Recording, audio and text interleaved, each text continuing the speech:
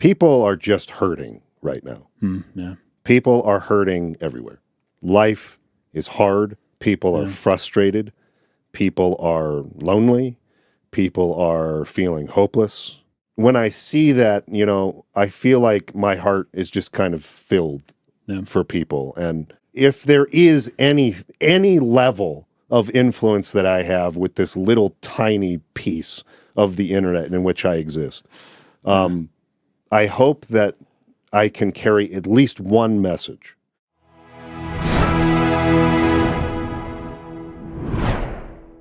Welcome back to the State of the Arc podcast. My name is Mike. My name's Kason.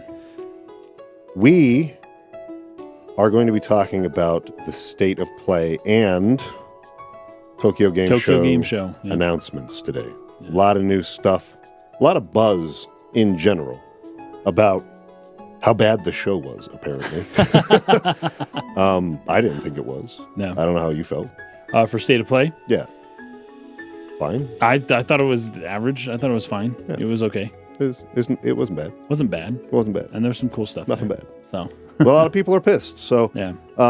In general, I felt like that sentiment of like people being angry, because I know like YouTube, the default, it doesn't show you the dislikes, but there are certain I don't know what you call them, extensions you can get that show that. Yeah. And well, apparently a lot of these things, like the Horizon Remastered trailer, is getting like dislike bombed. And it's not that a dislike. It's just a question mark as to why they're remastering such a recent game. Yeah, I mean, it's just like that's a weird choice, weird use of time and money and assets and talent. But like being pissed about it, I don't know. Anyway, I was thinking about it this morning about kind of how I wanted to lead off with this, and going back to last week even. We received so much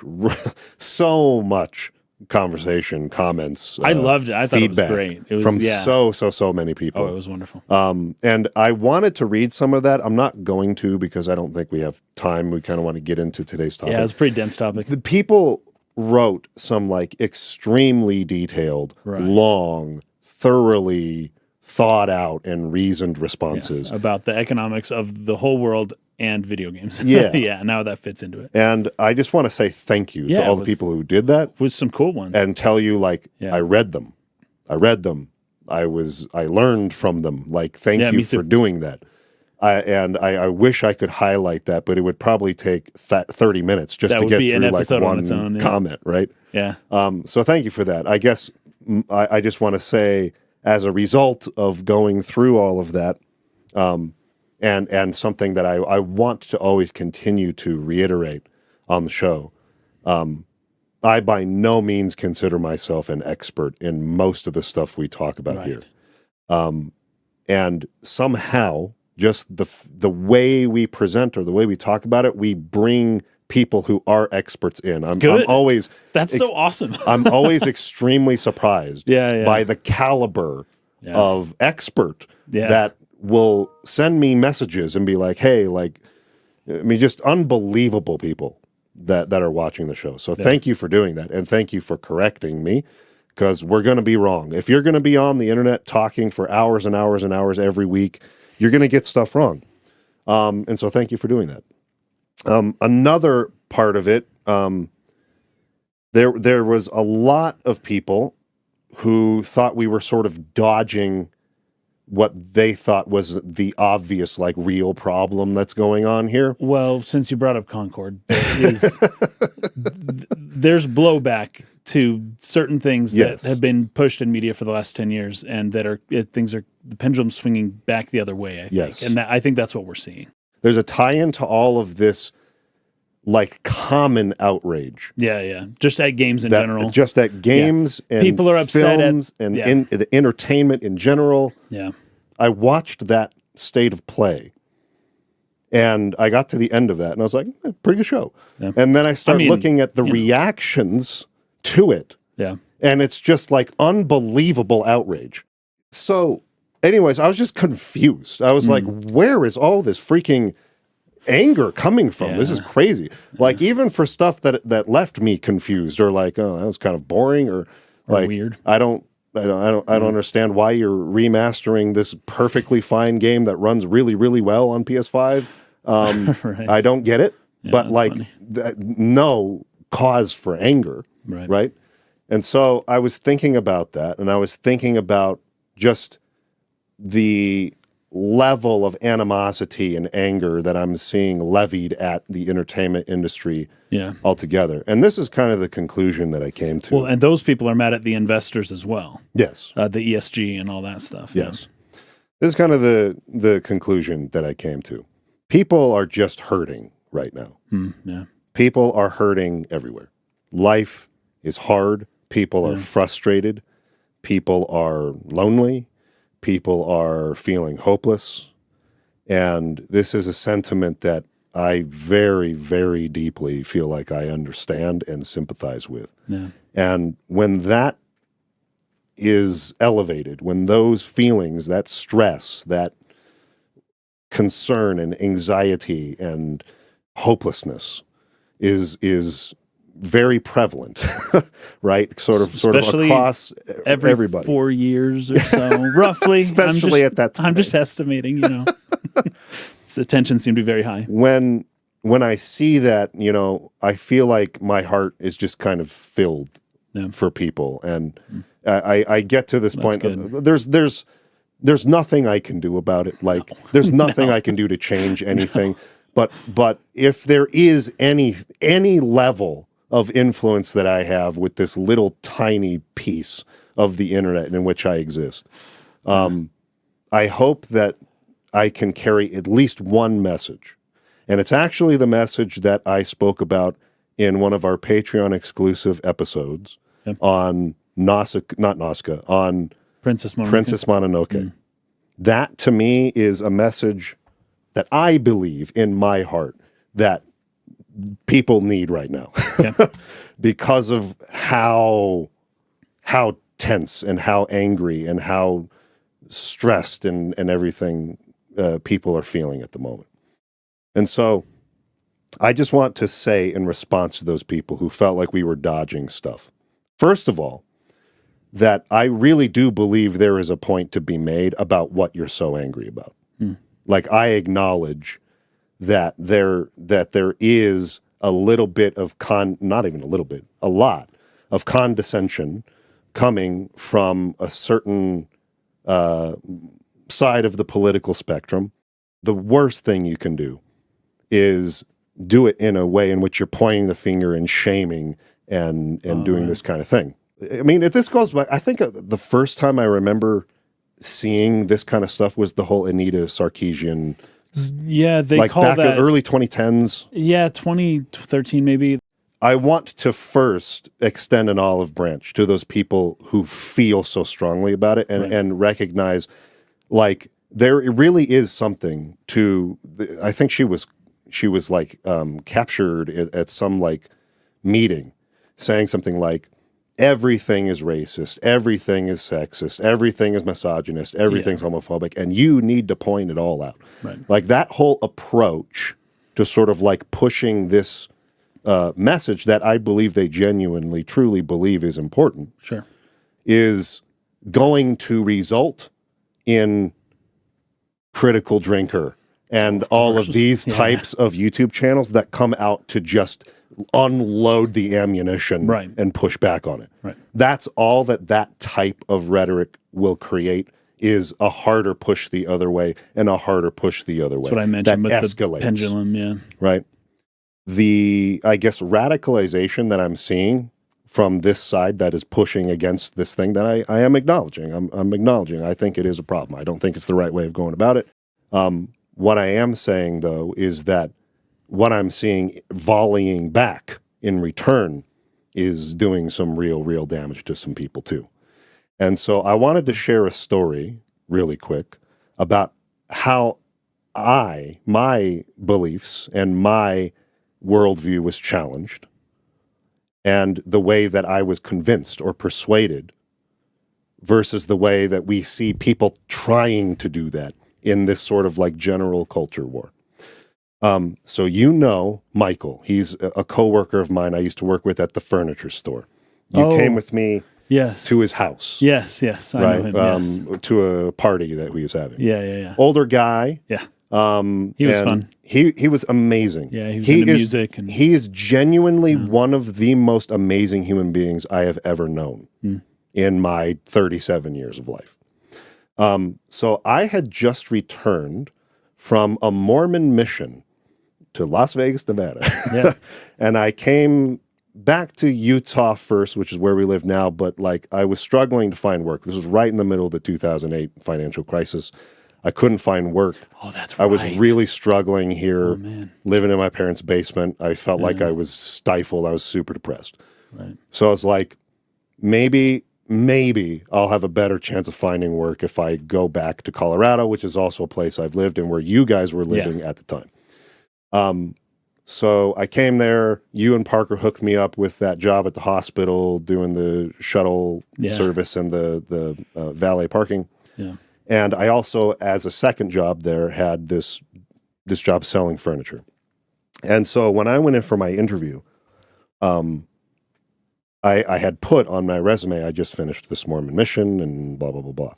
And kind of, wrote down some of the stuff that entails and the kind of work I had been doing and why I hadn't been in a workforce for 2 years. For 2 years, yeah. And all that. Yeah. I guess for anyone who's watching who doesn't know us, like I'm not religious anymore, but I was at the time. So the manager says to me when he's hiring me, hey, there's a gay man who works here. Is that going to be a problem for you? I look back on that now, and the fact that question had to be asked in the first place is like embarrassing. I know why. There was once again, every 4 years, 2008 was Proposition 8 was in California. Yes, I think that's true. And it failed, and it was a deal at the time. Yeah, it was a big political thing at the time. Yeah. So I, of course, was like, no, it doesn't bother me at all. I ended up meeting this man, and he was the most just caring, genuinely cared about you as a person. When he asked you questions about your life, you knew he genuinely cared about it and wanted to know about it and wanted to form a real relationship with you. And he was kind of mentoring me in sales, something that I had never really done before. Right. And trying to help me out and trying to help me to get better commissions and to make more money and to teach me stuff. The way that the manager and the other, my other coworkers did not do. Like they were more competitive. They were more trying to take a sale that looked good from me versus instead of helping you. Versus Michael, who was really trying to help me. And I remember there was one day that we were having a conversation about religion, about probably Prop 8 or something like that was in the news at the time. And I parroted, because I was 21 years old, the same sort of sentiment that I just heard throughout my life in the circles I grew up in. It's totally fine. It doesn't bother me at all if that's your lifestyle and that's how you choose to live. Just don't shove it down my throat. Right. This is a person who just came off a Mormon mission, knocking on doors, just trying to shove my way of life down people's throats. Just the tone deafness of that statement, right?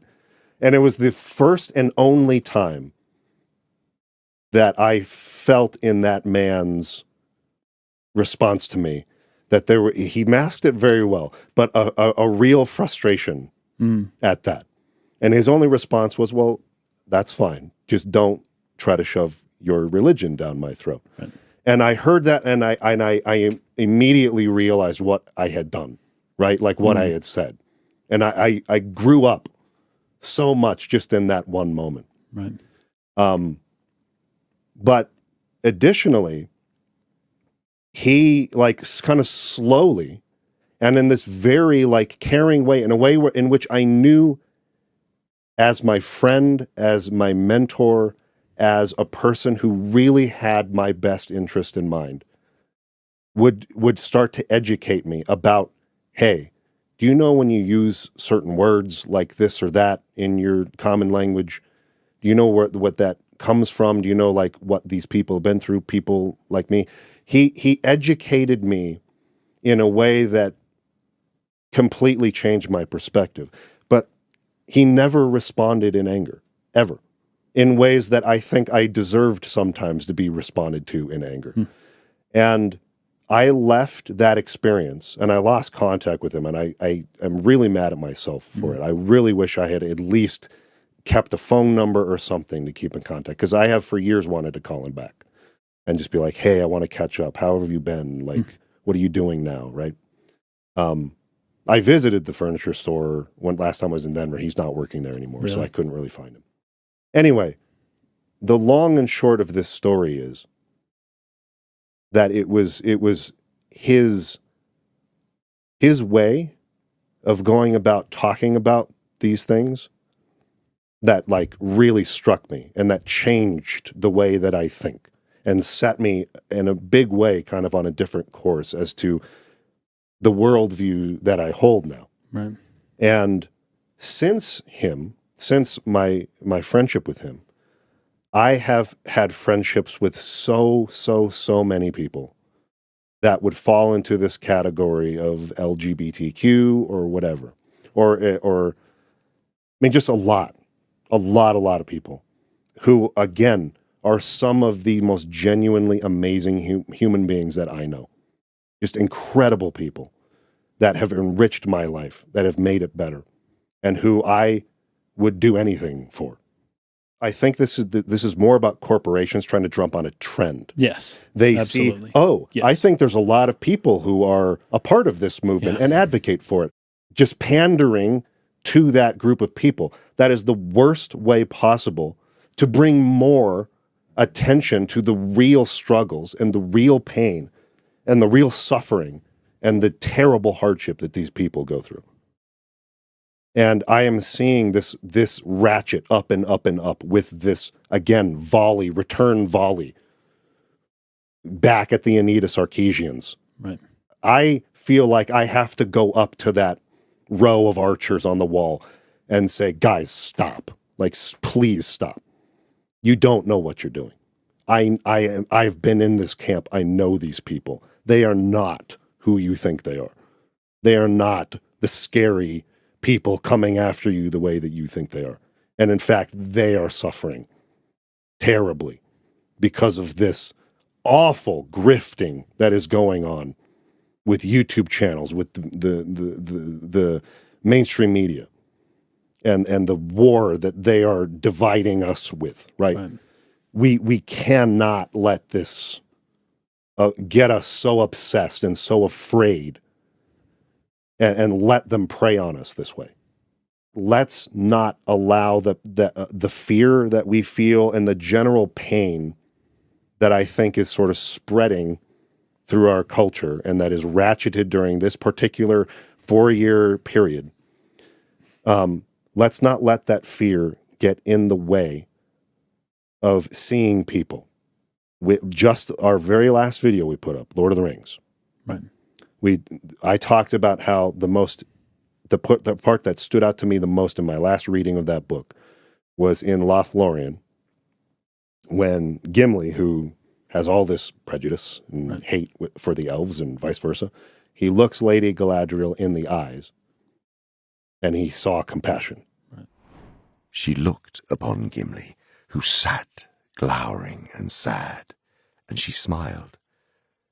And the dwarf, hearing the names given in his own ancient tongue, looked up and met her eyes, and it seemed to him that he looked suddenly into the heart of an enemy and saw there love and understanding. Wonder came into his face, and then he smiled in answer. And it changed his entire view, right? All of this anger, all of this animosity, all of this fear. What are you doing? Why are you taking me to this elf witch? No, this is a terrible idea. We have to get out of here. All of that sentiment that he had was erased when he looked her in the eye. Right. I looked Michael in the eye. I have looked so many of these people in the eye. and have seen the compassion. And I implore you to do the same.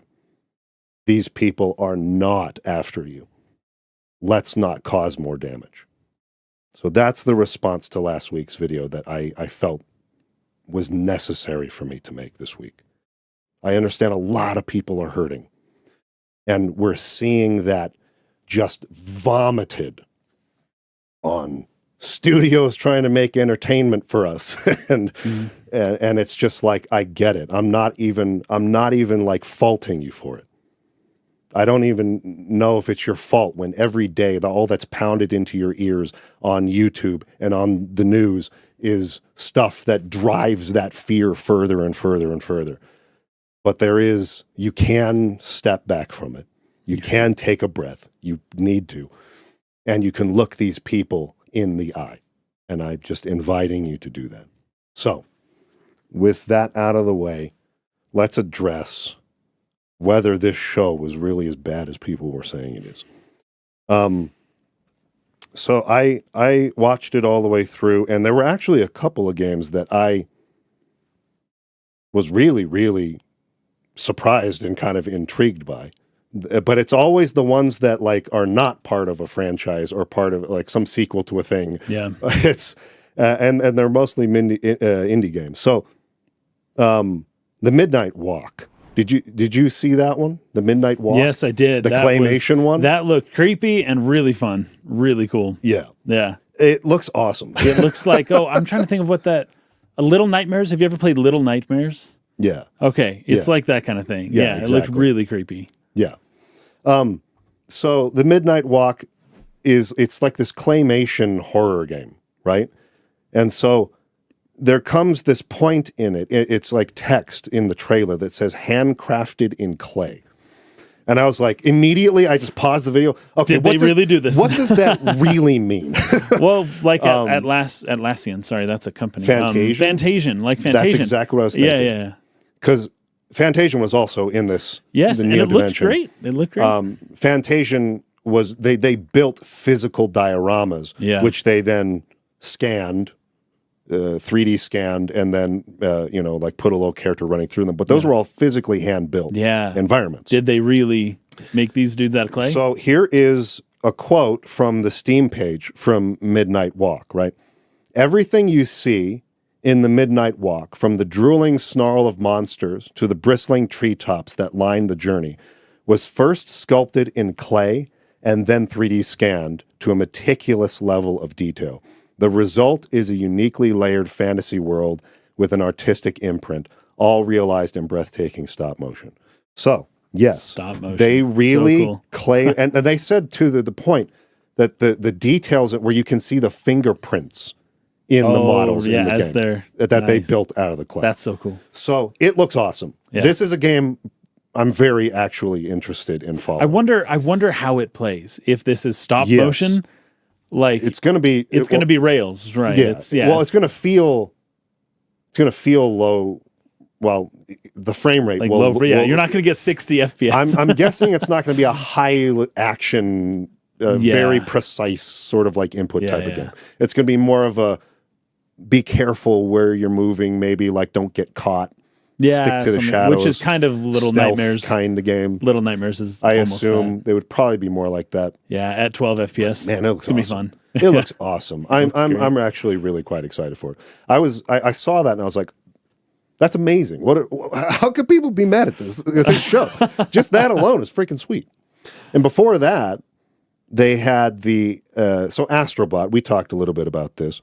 Astrobot is a new game, but every PlayStation 5 comes in with it installed Astro's Playroom, which is it's more like a tech demo, but it's actually a full game, and it's really, really, really good. Yeah. I think you should play it with your kids. I think your kids would love it.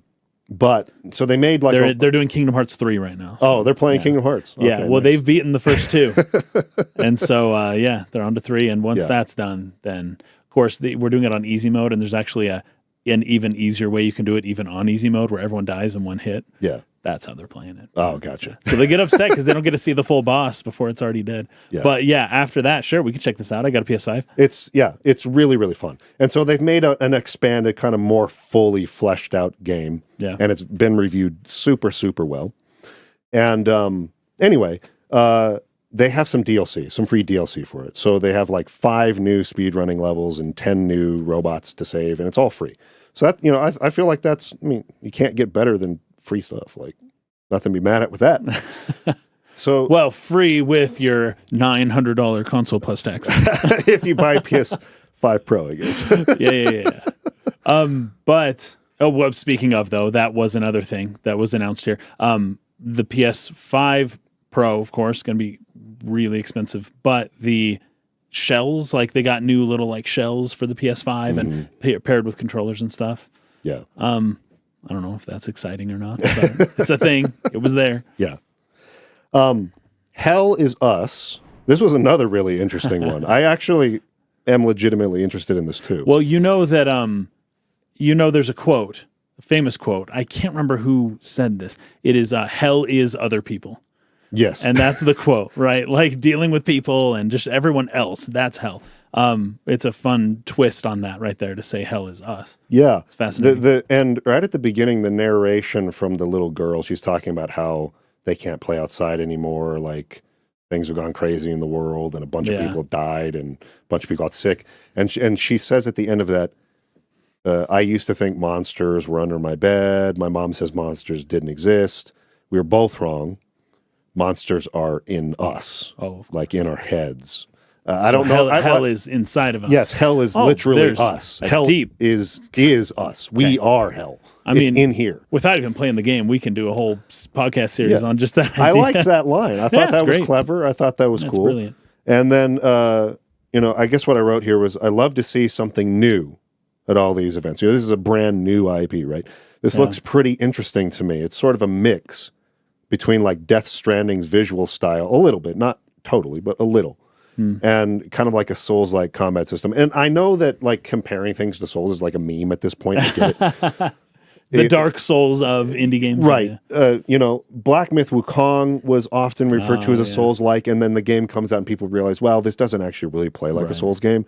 It was almost just like with the UI and some of the material that they showed in trailers, it kind of just looked that way, but it doesn't really play that way. So it could be totally possible that this feels nothing like a Souls game, but it gave me those vibes. It kind of like those two things kind of combined together, which are two things I like.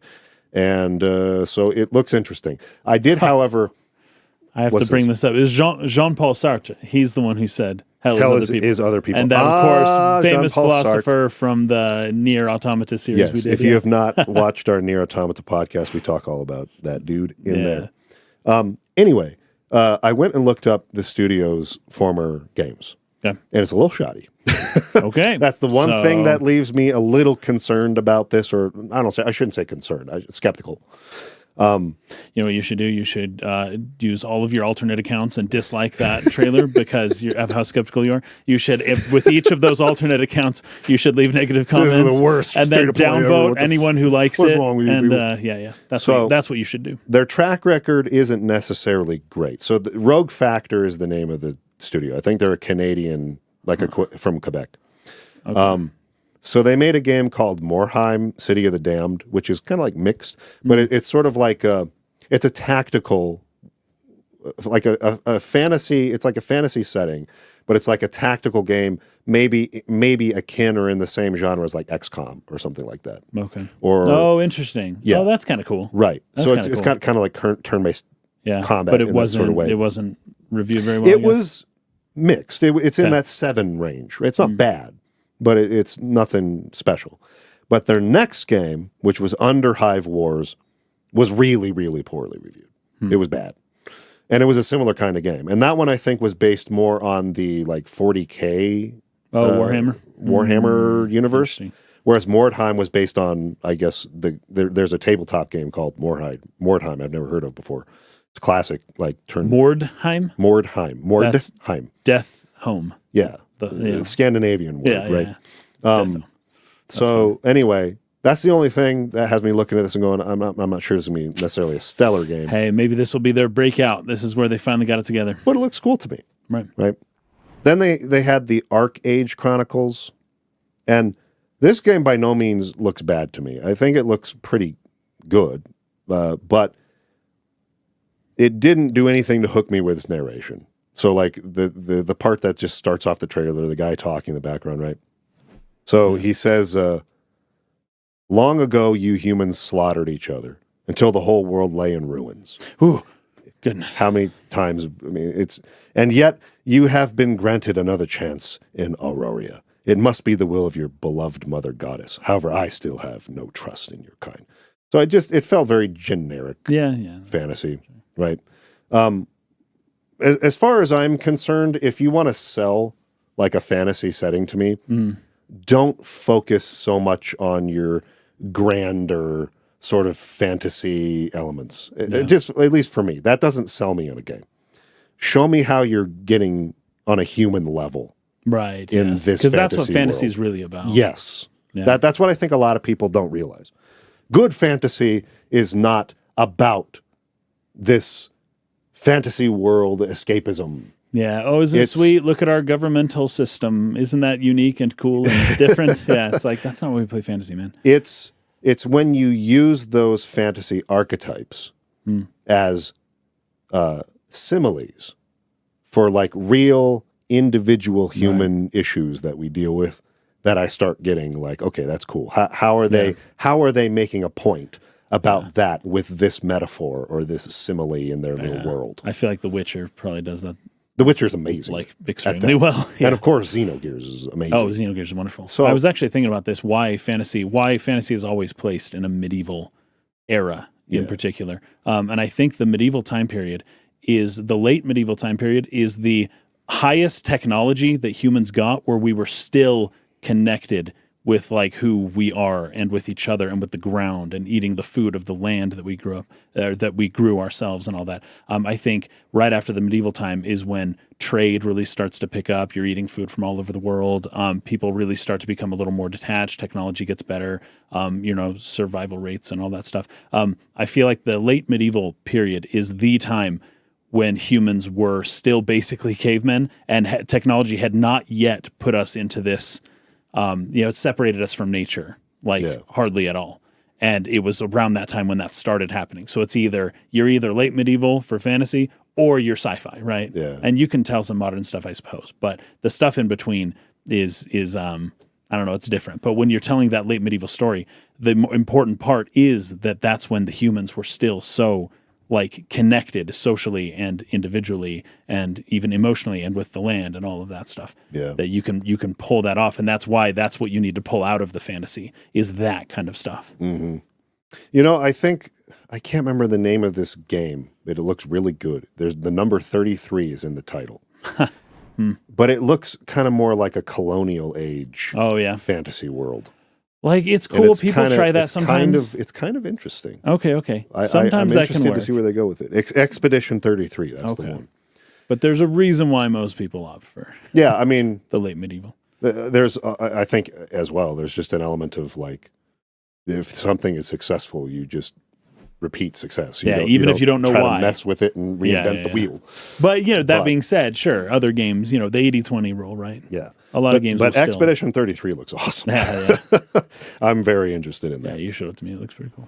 Okay, next thing that they announced, Lunar Remastered Collection. This one I was excited for, too. Yeah, it looks really good. I haven't played these games. Yeah, the remaster looks great. I haven't played them either. I've always wanted to. I've always wanted to play Lunar. It's one of those classic JRPGs that people remember fondly and has always kind of been on my list of games I would like to cover at some point, in the future on this channel. But I've never gotten around to it. And so maybe this is an excuse to give it a shot. I think it looks pretty good. Yeah, it looks fun. It's both 1 and 2, right? So yeah. Okay. Fantasian Neo Dimension came out. Yeah, this is a fun This is something one. we can talk about a little bit. Oh, it looks really good. It's the same game basically, but for somehow it looked better to me watching this. And maybe it's because I haven't seen Fantasian since, when it first came out a long time ago. There's on the Apple? There's a reason. Apple TV, but Apple it's TV? Apple Arcade, which is their gaming paid subscription service. It looks better on PS5. Did you see that? Yes, because all of the freaking scans have been up-res to 4K. Really? Yeah. Oh, I didn't know that. Yeah. Oh, very cool. Okay, nice. Well, this is true on the PlayStation 5, Xbox Series X, Steam versions. But the Apple one. But the Switch version is not going to be 4K, obviously. Of course, yeah. And doesn't need to be. The Apple version obviously is not going to be. Okay. Because it's already out and it's not getting updated. But they're also adding voice acting nice. They didn't have that before. So I think that's a big win, and so far from what I've heard, it sounds good, decent. Oh, okay. The voice it's acting only a is big decent. win if it's good. Yeah, exactly right. Yeah. So they have up-resed all of these scans, right, that they did for these dioramas that we built. We mentioned that earlier. Physical. They built physically the environments. Yeah.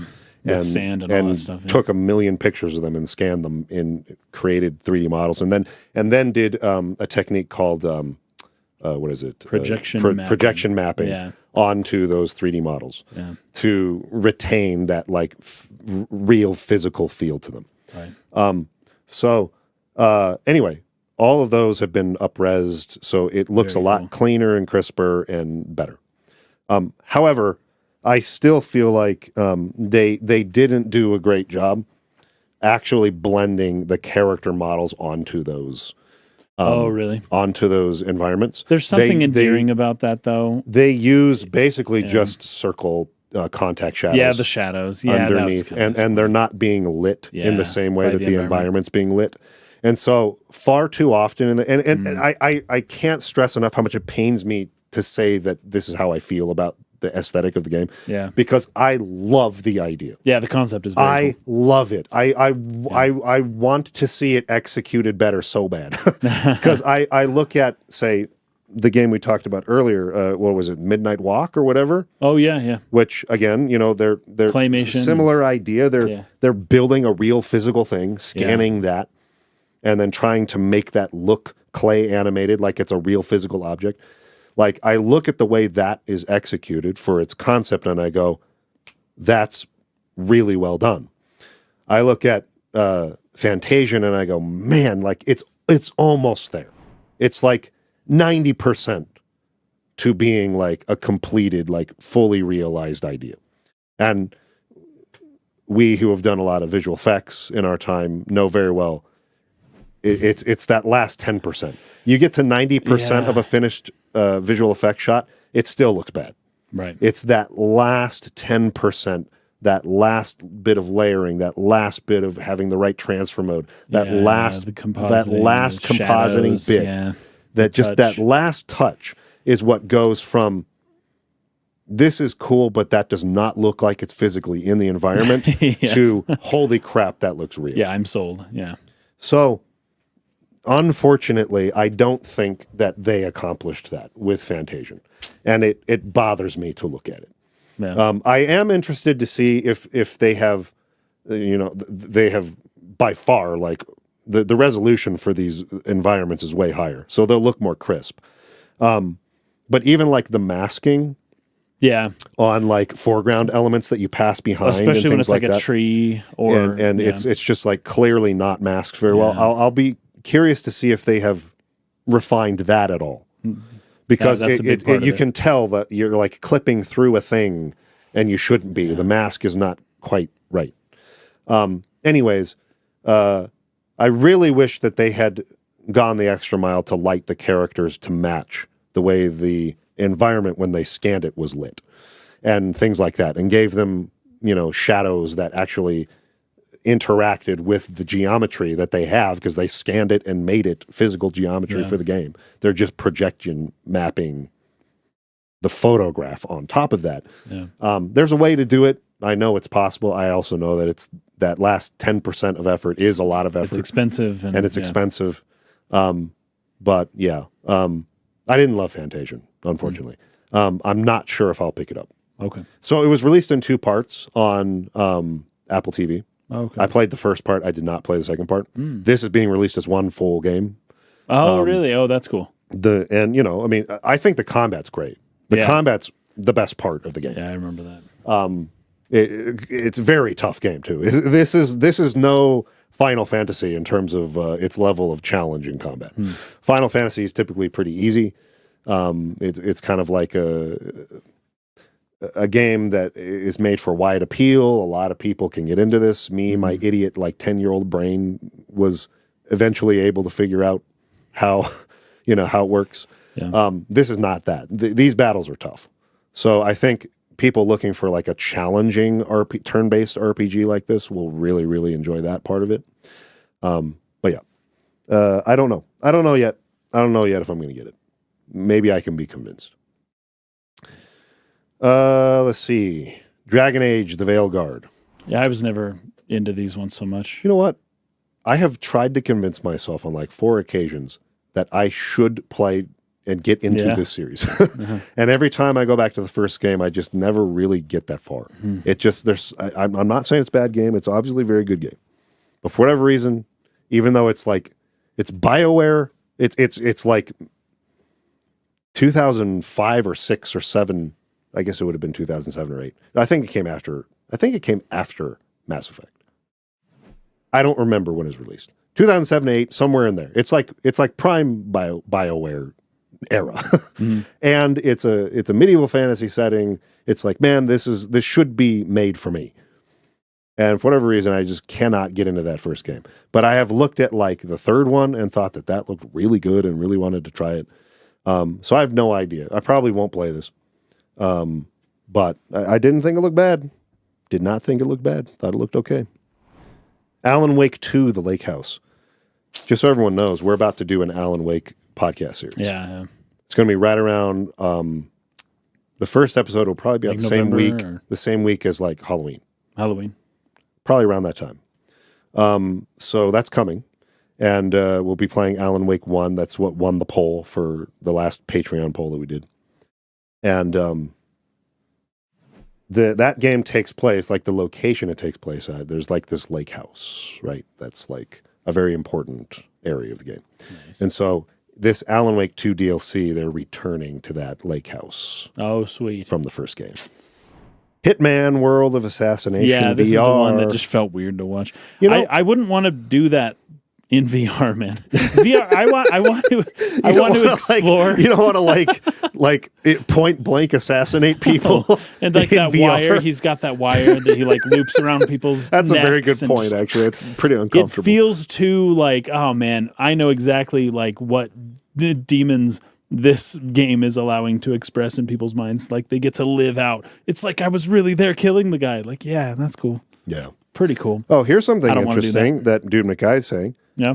The Fantasia Neo Dimension is getting basically an easier mode. Remember I was talking about how hard it is? Okay.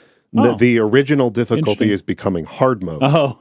And they're getting a different, an easier mode. So probably a good call. It was a tough game. Yeah. I think a lot of people probably would have not beaten it.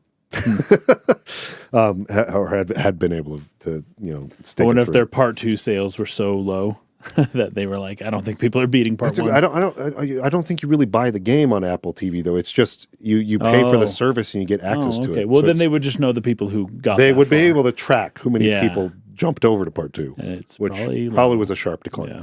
But anyway, the one thing I wrote as a note here for Hitman was, I wonder if the animations of the player's hands doing things look as goofy when you are wearing the headset as they do when you look at it on a flat screen. I wonder if there's just something about taking that image and it's not in 3 dimensions all around you and it's not in a VR headset, where that just there's a jitter and a weirdness to it that just looks so freaking awkward.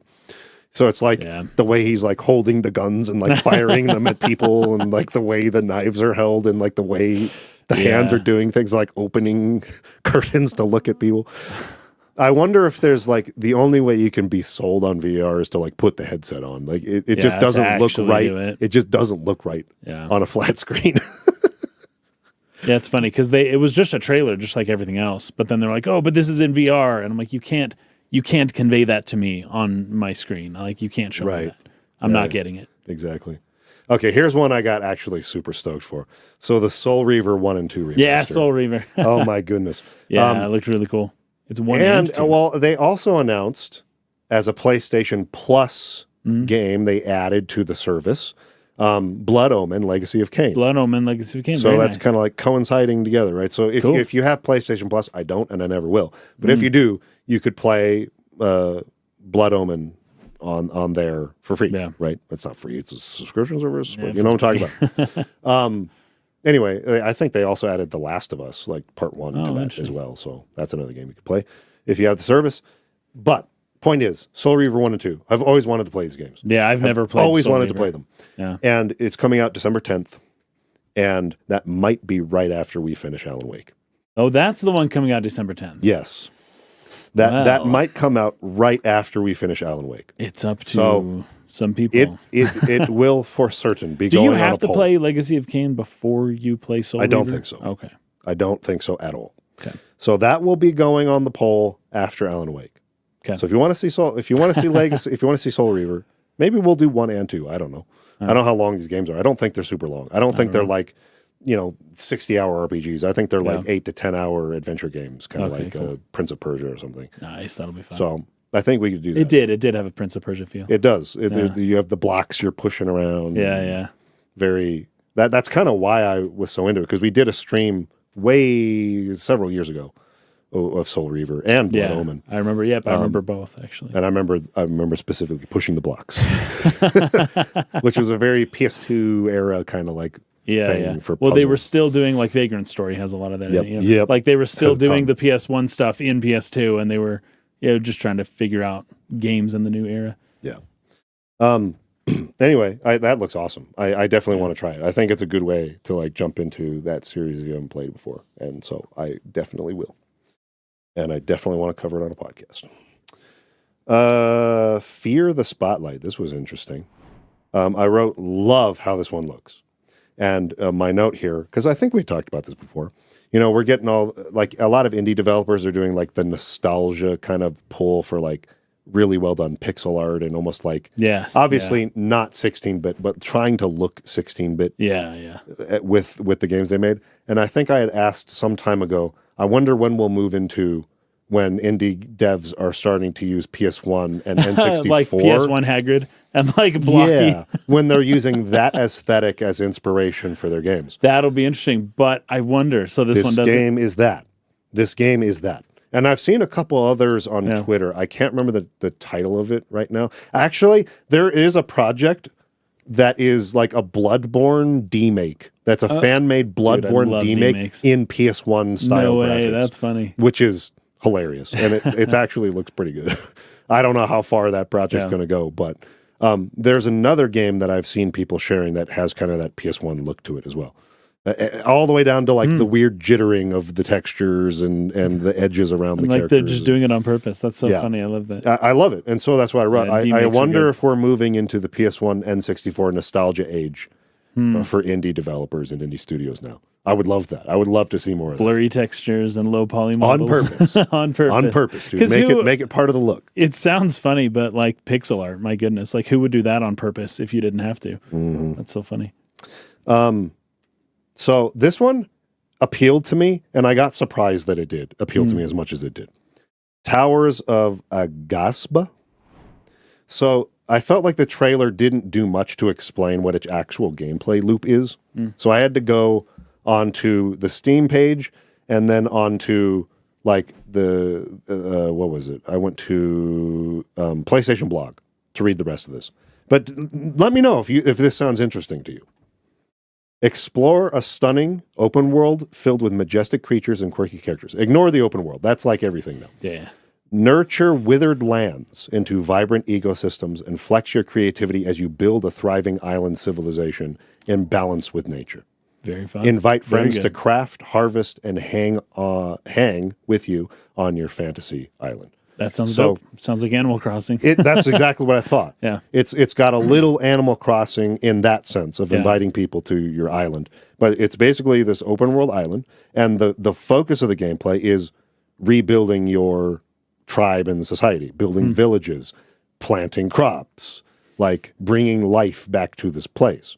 And for the longest time, I'm looking through the trailer, I'm looking through animated GIFs on the blog. I'm like, is there combat in this game at all? Right.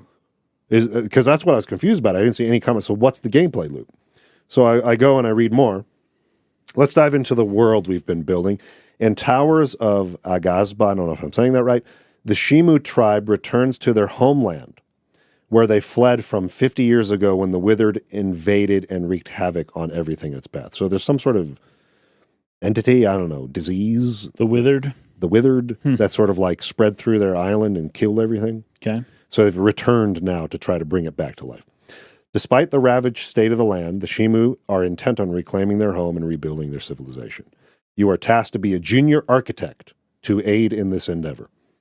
The first step towards rebuilding the Shimu civilization is by establishing villages. Villages serve as settlements for the Shimu and lay the foundation for more advanced structures to be constructed within them.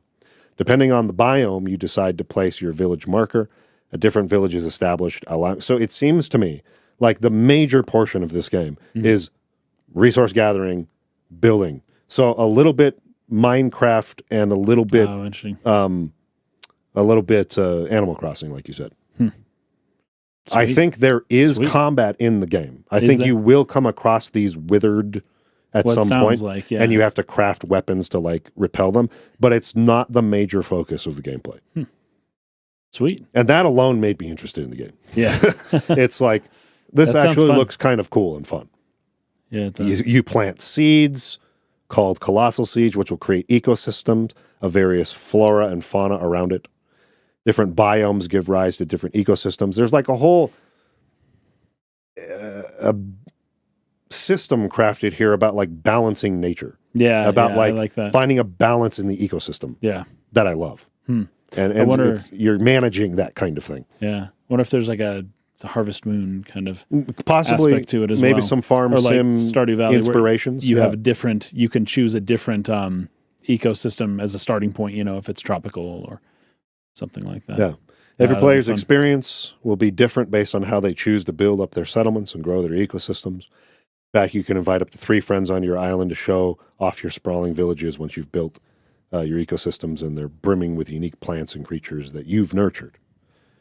So it's more about nurturing life in ecosystems and balancing and managing that than it is about fighting the withered, although that element does exist in the game. Right.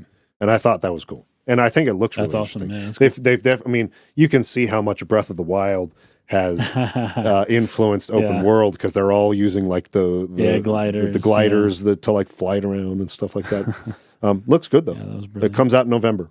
Sweet. I don't know if I will play this. I don't know if I'll have time to play this, but I wish I did. It sounds like a game like Animal Crossing that you could pour jeez. hundreds of hours Yeah. into. Yeah. Yeah. It looks good. It looks good. I kind of want to try it out. So they did this Lego Fortnite thing, and all I wrote here was here as my note was there's a Lego Fortnite. Yeah.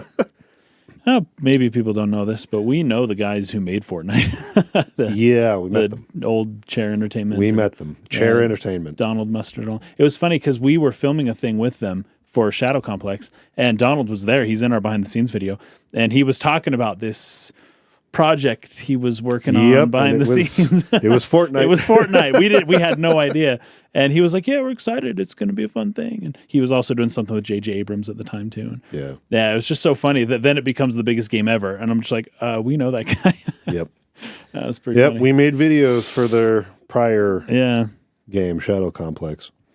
Okay, let's blow through some of these. Dynasty Warriors. I'm not into Musou games. No. It's a long-running series. I know a lot of fun. people love it. It's not for me. Yeah, me neither. Monster Hunter Wilds. This game looks amazing. Yeah, it looks really good. Game looks amazing.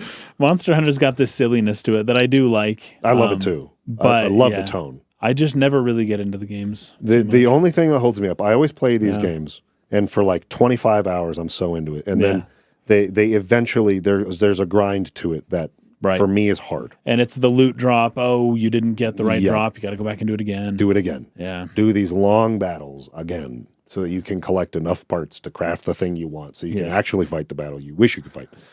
Now, that might be obsolete in some of these more modern ones that I haven't played. It might be different. I played more of the old school Monster Hunters. Yeah. The one on Wii. well, there's Monster Hunter Tri, which is the third one. That's the one I put the most time into. I think I put like over 100 hours into that. Yeah. And I never beat it because I just I just could not freaking find the materials I needed. Right. The thing would not drop it. And I wanted to craft the weapon I wanted, which would give me a chance to like fight the next monster. And it was like, I'm going to have to freaking just farm this and I'm done. So I kind of gave up on Monster Hunter, but there's always a part of me when I see one that goes, I kind of want to try that. Yeah, that looks awesome. That looks really awesome. Lego Horizon Adventures. So Horizon I think Zero this Dawn, looks good. Yeah. All the Lego games are so fun. My note was, I wish I had Lego games like this when I was growing up. I really do. I had Lego Island. Yeah, Lego Island. That's right. That's very fun. I had Lego Island. I didn't have cool Lego games like this. Yeah, what did they start out with? Maybe 20 years ago, they first started doing like Lego Star Wars and those games. Yeah, super fun though. My kids played Lego Jurassic Park and they loved it. And we play Lego Harry Potter and they love it. So yeah, I love the Lego games a lot. They're always funny. They're fun games. It's just collecting stuff once again. It's all, but they're fun. I like them. But what I wasn't expecting was that Horizon was getting the Lego treatment. Also, they're like remastering Horizon Zero Dawn as well. Mm-hmm. And so just re-releasing that game with like slight, maybe not very noticeable upgrades. Yeah. Which is fine, I suppose. Yeah. I heard Horizon Zero Dawn was a pretty cool game. It's got deals with a lot of archetypal elements and things that I really like. Yes, it does. In that first one, yes, it does. Horizon Zero Dawn. That's another game that we could do a podcast series on. I think it would be good. Yeah. And that leads right into the remaster. Yeah. This is one that everyone's the most mad about. Well, it's like, why? I don't know why you would do this. I don't know why. First of all, okay, I'll talk about that in a second. I want to address the outrage towards it first. Because I heard people talking about how mad they were about this show or whatever, and it was mostly directed at this. Okay. And I know why. It's because we're seeing such a repetition or such a trend of remastering a thing that's brand new and doesn't need it. Right. And like selling the game again. And it's just like, dude, why are you doing that? It's the cash cow. Put that money into a new thing. Right, yeah. Right? Stop like regurgitating this thing that isn't even old yet. This isn't Soul Reaver. This isn't the 25th anniversary, dude. Yeah. This game it looks amazing. It's just on that last generation. It still looks great. You can play it on the current generation. It looks amazing. Why are you doing this? So I get why like people are tired of that. But again, it's not like this whole show was like straight up just remasters or something. I mean, they showed a lot of new stuff that looks really cool. Like Towers of Agazba or whatever. That looks cool. Right. Midnight Walk looks really freaking cool. Like Hell Is Us, I think, looks really cool. Yeah, it's fun. Like they had a lot of stuff in here that I thought was awesome. And then the two other remaster projects they announced are games that deserve to be remastered and brought to, be accessible on current consoles. Soul Reaver is amazing and Lunar is amazing. So like nothing to be mad about there. But they're mad at this, and the sentiment is almost like, gosh, this is all it is now. This is all you do.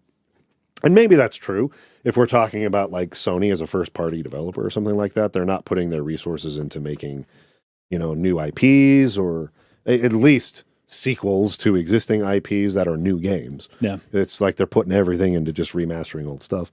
So I get that sentiment, but like, I don't know, man. It's not worth being that mad about, in my opinion. I mean, once again, like what we mentioned last week, like maybe there's a mirror that, needs to be looked at or something, because the Sony wouldn't be doing this if they weren't selling any of it. Just don't fetching buy the game. They won't do it again. They won't do it if people don't buy it. But the fact that they're not just going to ignore the money or the demand. Like if they make this and people buy it, they're going to keep doing it, right? Yeah. So even though it sounds like you're being mad at some people, it's like, well, they're just doing what makes them money, I suppose. And that will enable them to make more games in the future, I guess.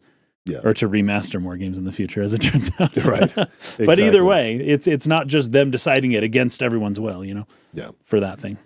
Here was the part that I looked at it, and again, not angry, but just like dismissive. I became immediately dismissive. So it's not just like, oh, they're porting this over and increasing its performance and maybe adding some bells and whistles. Because Horizon Zero Dawn did struggle a little bit on the PS4, even on the PS4 Pro, which I had. I remember that. That thing would heat up on the pause menu. It was resource intensive, to an insane degree. That's wild. Like, that thing sounded like a freaking airplane. The fan was like losing it on PS4 Pro, right? That's so funny. So I get it. Maybe, but it plays well on the PS5 as far as I understand. But anyway, what they wrote here is Horizon Zero Dawn Remastered includes more than 10 hours of re-recorded conversation mocap and countless graphical improvements. They spent a lot of money on this. Yes. That bring the game to the same visual fidelity as Horizon Forbidden West, which is the last one they just released. So, a couple problems with this. First of all, I think I understand why they felt the need to do that, because one of the prevailing criticisms of Horizon Zero Dawn was that facial animation in most conversations was obviously like automated to some degree and did not look very natural. Well, that was the Mass Effect Andromeda criticism. It's I forget the name of the technique, but it was used a lot. It was used in The Witcher even, but they did a very good job of it in The Witcher. It's not as noticeable there. But in Mass Effect, you can see it all the time. They're repeating the same animations, but they have this technique where they can kind of blend two different animations together and kind of create unique animations by just like. But then they have a way of automating that. They can like tell the program, combine this, and this, and then they can sort of just go in and tweak it if need be. And so you see a lot of repeating animations, but just like spliced in different ways to give it the feeling like it's a different, unique animation, but it's really not. And that becomes obvious the more you play a long game like that. That's very conversation tree heavy. And Horizon Zero Dawn was as well. So people were one of the major criticisms I remember about that game was that. So I could see them saying, okay, if we remaster that game, let's motion capture these conversations and then we won't have that problem. It will look more natural and it will feel more like our recently released game. I guess I'm cool with that. If they feel that's really important and addressing that one thing that people complained about, but I still don't think it's worth recording 10 additional hours of. I just don't think it's worth it. I do think that the second Horizon Zero Dawn game, I don't know what it's called. Forbidden West, that it didn't sell as well as the first one, and that it wasn't reviewed quite as well either, and that maybe a lot of people were saying, the game, I'd rather play the first one with this style than play the second game. Perhaps that's feedback. And so we're getting it now. Here's the thing. It's possible. I'm reading minds right now. I did not play very far into Forbidden West. Yeah. You can swim underwater, right? Yes, I think so. That was a big thing. It's not a bad game by any means. I think it's a well-polished game, and it's clearly like made with a lot of love and all that. But one thing that really bugged me about it was some of the choices for the visuals that they made. Oh, yeah. So the way that they light this game, to me, makes no sense. It's insane. Really? You have the camera on, let's just do it this way, this side of the character, and you have the sun back there, and it's creating a rim light. Yeah, so the sun is always creating a rim light then no matter what? We change the camera to the reverse. Yeah. And that person is also being lit by the sun back there. It makes no freaking sense. It's called the two-sun hypothesis. They basically have studio lighting in every cutscene, so in every angle, all the time. And it looks totally unnatural. It looks weird. It doesn't look right. Okay. It doesn't look like they're out in nature at all. Yeah. It looks like they're standing on a set with like... What did they do in that Star Wars show where they have like the screens that they use rather than green screens? Mandalorian. The projection. Yeah. Where it's all in a studio, but they have these instead of green screen. Yeah. Instead of green screen, they're shooting on like live geometry that's being projected. Not projected, but it's from screens, right? And so they're being lit by the screen. By the screen behind them. Very cool technique. It's a great technique, but that's what it looks like. But but they have studio lighting in there instead of being lit. Because what they do in shows like that, right, with those sets that they make, those digital sets, they have lighting that is programmable with the environment. Oh, right. So the lights change as Yes. you change the lighting in the environment to Right. make it look natural. Yeah, yeah. Horizon Forbidden They don't do that. Dawn or Forbidden West is not that. It's as if we have our traditional lighting set up on a set, and then they have this background behind them, but they don't match because the lighting of the physical lights is not matching the lighting not. of the environment. It looked really weird to me. And so they're basically doing that in Horizon Zero Dawn Remaster, and it looks worse. It looks worse. The lighting looks way worse. Darn. Way less natural, But the face animations are better, right? So I guess. it's like pick pick which and version. choose. That's funny. Well, Somebody said something to me. Somebody tagged me. What did they say? I don't know. Probably a while back. Oh, is it that? Oh, that was just for Fantasia. Anyway, that's my thought on it. That's fine. I won't. Yeah, I won't play it. I'll just play the original. Me too. Yeah. The PS5 Chroma collection. So I thought that originally I thought that these were PlayStation 5 base models being sold in these colors. Yeah. Are they pros? It's covers. Oh, so it's just it's console covers What with controller like covers? controllers that match. So Oh, it's a okay. controller you buy that is painted that color, but it matches the console cover. Oh, Because I was confused. I was like, why would you release a set of base PS5s right as you're launching the PS5 Pro? That didn't really make sense to me. And I was like, okay, yeah, they're not doing that. okay. It's just console covers. So, all right. Then they talked about the PS5 Pro. We've already talked about that in our last video. Ghost of Yotei. Ghost of Yotei. I loved Ghost of Tsushima a lot. Yeah. That's also Yeah. a game I would love to cover on the podcast. So Yeah, that would be a blast. I think you would like it a lot. I know there are a lot of people out there who don't think the story is great. I thought it was. The ending of Ghost of Tsushima is one of the few in recent memory, as far as like newer modern games I've played, where I felt like I got teary-eyed at the end of it. I thought it was excellently executed in the ending. Just great. And the story to me has a lot of really high stakes, not just on the side of, the Mongol invasion and we got to save our way of life, but like family-wise, like a relationship between an uncle and nephew. That's good. Like that part was gripping to me. That story right there was what really did it for me. And so anyway, I'm excited to see them do another one. This is Yotei, which is a mountain in the far northern region of Japan. Hokkaido is where it is. Yeah. In the farther north island. And there's a mountain. It's kind of on the southern end of that. In the trailer, there's somebody talking who's saying, people who want to escape their past come up north, basically, right? And this is where you can go if you're an outlaw and if you're a hunter, right? That kind of thing. And you don't really see the main character. This person has a mask on the whole time and just kind of kills everybody, I suppose. Because it's like, hey, you're the only one here and everyone's against you. So what makes you think you're still the hunter, right? I believe it's revealed. I did look into the Wikipedia that the woman you see later is the main character. So you're playing as a woman, which is interesting. The mountain Yotei is very cool. So the mountain is called Yoteizan in Japanese, but it has an Ainu name, and the Ainu name it's different. It's like I can't actually remember what the Ainu name is, but what it means is the female mountain. This is the female mountain. Now, I have reasons for why I think they call it that, but don't have to go into it necessarily. But it does have maybe a female characteristic looking to it, and so. I feel like there's got to be some sort of connection with why the main character for Ghosts of Yotei is a woman, and then the mountain, the Yotei mountain, being the Yotei mountain, because they say she was a Ronin, right? Yeah.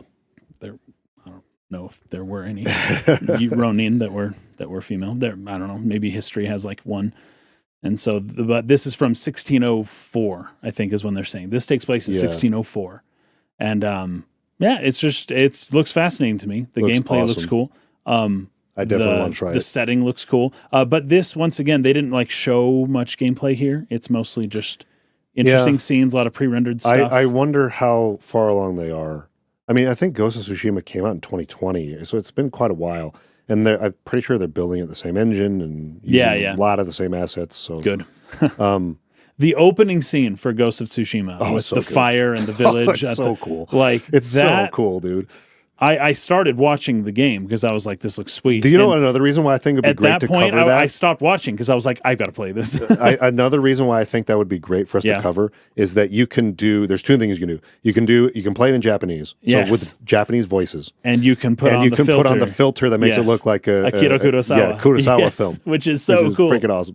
And the voices match perfectly. I've seen it. I love it. Yeah, that looks so fun. I love That it. looks so fun. I think I'll put that on a poll sometime next year, early in the year, because I just love the game a lot. But there is one caveat to it, and that is I got to the end of Ghost of Tsushima. Yeah. I played it a long time. I played it probably 80 hours. Kind of 100%ed it. Maybe not like completely, but like got close. And I remember coming to the end of that game and going, I think I'm done with this Ubisoft open world gameplay loop.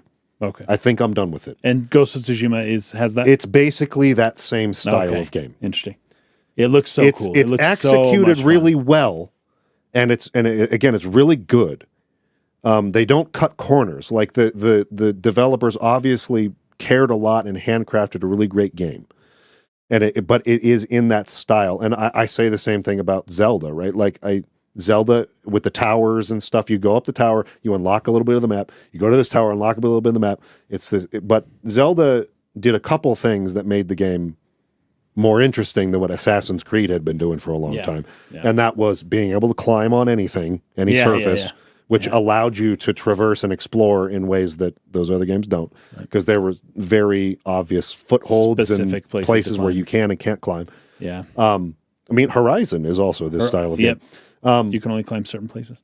But even with Zelda, it was kind of like I'm just getting burned out on this formula. Like I'm not sure I can do another 60-hour open world game in this style. Yeah. That's what I said at the end of my playthrough of Ghost of Tsushima.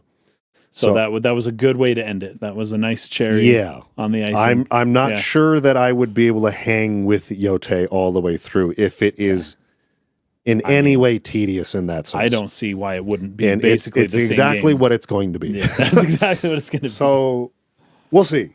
Yeah. I might buy it and play it for 10 hours and then never play it again. I don't know. Yeah.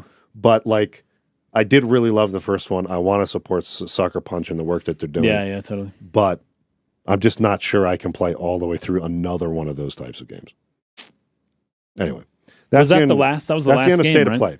So there were a couple things you wanted to bring up about Tokyo Game Show, which is happening now. The Tokyo Game Show, there might be some new stuff revealed a little bit later, but at the moment, the very first thing that I saw when I was doing some research on this is that Xbox had a huge presence at the Tokyo Game Show. That surprised me. Lots of Japanese stuff coming to Xbox in particular. And it could just be that they dominated day one and, maybe if there's multiple days to the thing. I don't actually know how Tokyo Game Show works. Yeah. But they announced Final Fantasy remasters. The Pixel remasters going to Xbox. They're going to Xbox, as well as the Secret of Mana and the whole Mana trilogy is going to be on Xbox. Collection. Yeah. Surprising to me, right? But, Square Enix doesn't owe Sony anything necessarily. So, I probably shouldn't say that. Sony kind of helped Final Fantasy along a little bit. But they also don't have, they are hurt by exclusivity. Yes, Square absolutely. is hurt by exclusivity. Yes, absolutely. For sure. Yeah. And Sony kind of compensated them early on for that. But they don't have to be. So these games are coming to, and it's the old games too. So it's interesting. I feel like Xbox is making a move towards the Japanese game crowd, basically. Which is, I don't understand it. They've always been the one that wasn't. Towards Americans who are, or Western people who are into those types of games. Well, it's like, but Japanese people are not buying Xboxes. It's not happening. Yeah, you're right. It would be a useless pursuit. I think it's Western people who like those games. Yes, right. I think that's who. Which is funny because that way, I don't know. You have Sony and Nintendo. Xbox's one unique factor is that they aren't Sega as well. That they weren't from Japan, but it's like, well, they kind of need that Japanese audience, people who like those games apparently. Yeah. But there was also a game. Oh, then of course Metal Gear Solid Snake Eater. Yes, it's Solid 3, I think. being remastered.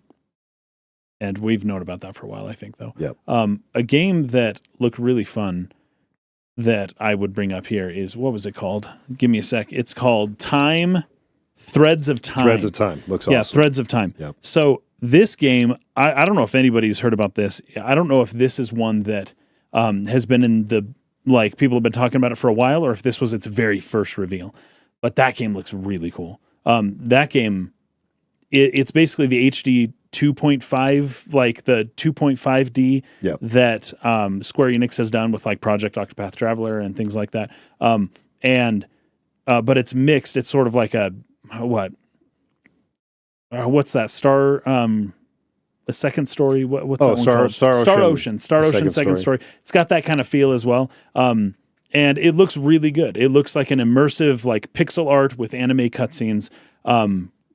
Chrono Trigger style game. In fact, when I explained it to you earlier, I actually said it's Cloud Atlas, but in HD 2.5D. If anyone's ever seen Cloud Atlas, that's basically the kind of movie that we're dealing with. It looks really fun, really cool, and you just travel through time and kill stuff. So it's in that the art style is possibly the best I've ever seen. We watched the trailer right before we started recording, and it's just obvious how much Chrono Trigger inspired. Yeah, Chrono Trigger. They even end the trailer with the campfire scene. and they're sitting around it. So you can't go wrong with that being your inspiration. The thing about Chrono Trigger, I was just talking about this with one of our followers yesterday, actually.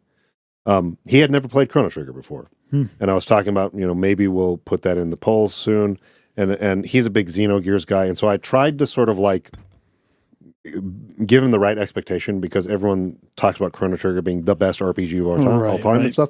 It's like, look, if you're a Xenogears guy and you hear best RPG of all time, you're probably going in there just inadvertently expecting Xenogears level of characterization and like plot and villains and like religious references and just philosophy. Chrono Trigger has none of that. Right. That's not what makes it great.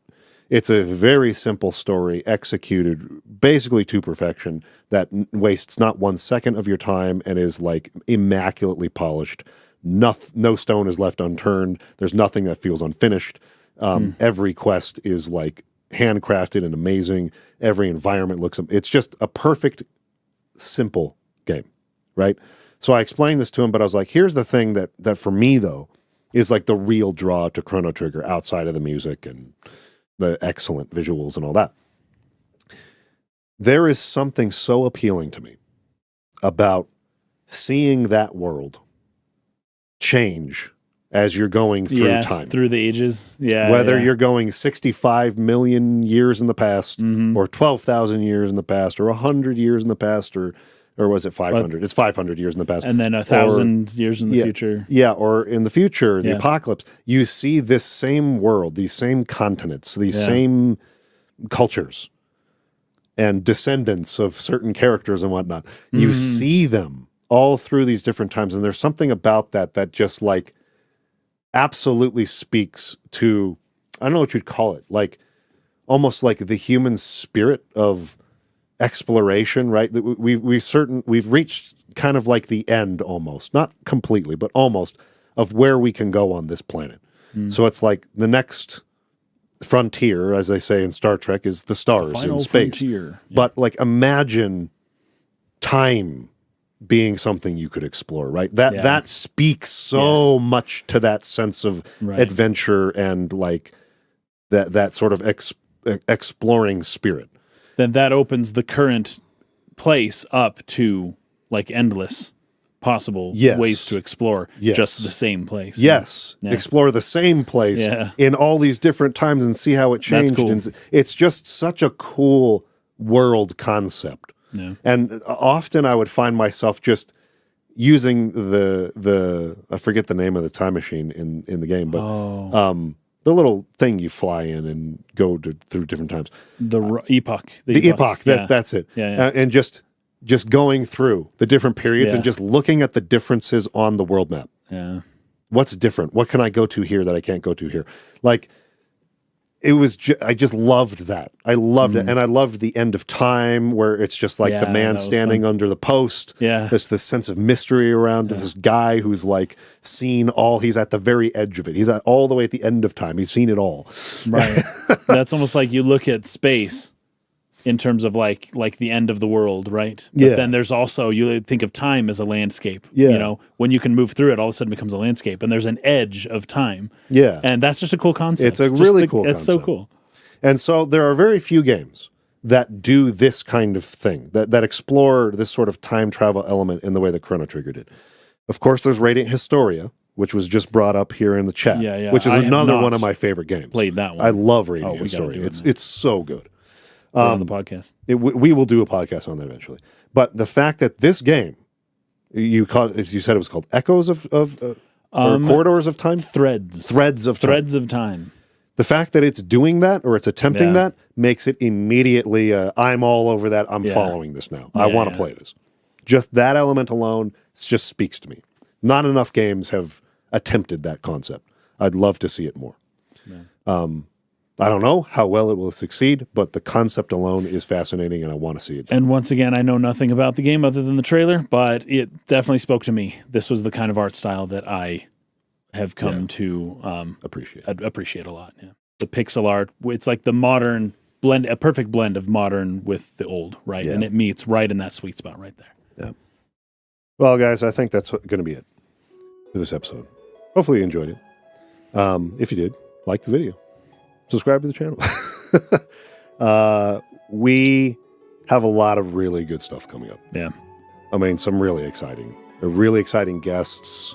Like, it's going to be awesome. So stay tuned. Some people know. Stay tuned. Because we're going to have a great guest next week.